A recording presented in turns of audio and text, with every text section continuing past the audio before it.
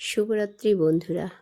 গত পরশু বাড়িতে বানিয়েছিলাম গার্লিক এগ চাউমিন রাত্রি ডিনারের জন্য। আমরা এটা খেয়েই শুয়েছিলাম। আর এদিকে প্লেটে প্রথমে আমি সাজিয়ে নিয়েছিলাম লঙ্কা কুচি, পেঁয়াজ কুচি, রসুন কুচি, টমেটো কুচি সব একসাথে, আলু গ্রেট করে।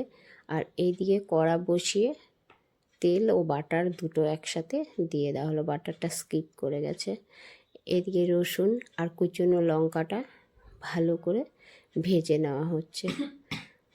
যদিও আমার মেয়ে হেল্প করেছিল, কিছুক্ষণ ও করেছে, কিছুক্ষণ আমি করেছি। এইভাবে দুজনে মিলেই আমি সুন্দর করে বানিয়ে ফেললাম চাউমিনটা। এদিকে পেঁয়াজ, টমেটো, আদা কুচি, লঙ্কা কুচি সব দিয়ে অনেকক্ষণ ভাজার পর আলুটা ছেড়ে দেওয়া হলো। এখন আলুটা দিয়ে অনেকক্ষণ লাল করে ভাজা করে তারপর একটু ঢাকা দিয়ে দেওয়া হলো। এইভাবে বাড়িতে বানিয়ে খাবেন, দেখবেন ভীষণ ভালো লাগে খেতে, একদম রেস্টুরেন্টের মতো হয়।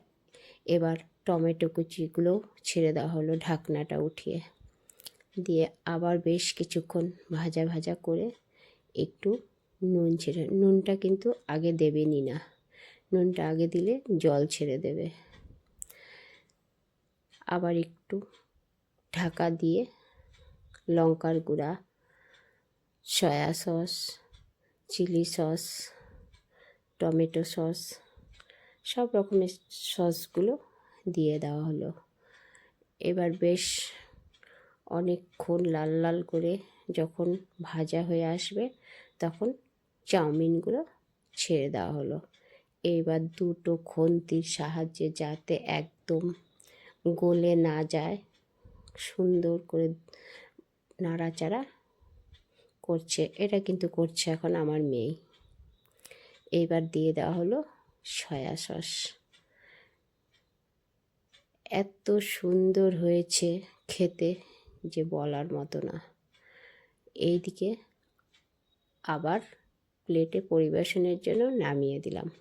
এইবার আমি পরিবেশন করছি সুন্দর করে পেঁয়াজগুলো দিয়ে, ডিমটা যে ভেজে রেখেছিলাম সেটা দিয়ে। এবার একদম কাঁটা চামচ আর এমনি চামচ দিয়ে পরিবেশনের জন্য রেডি। কেমন হলো বন্ধুরা?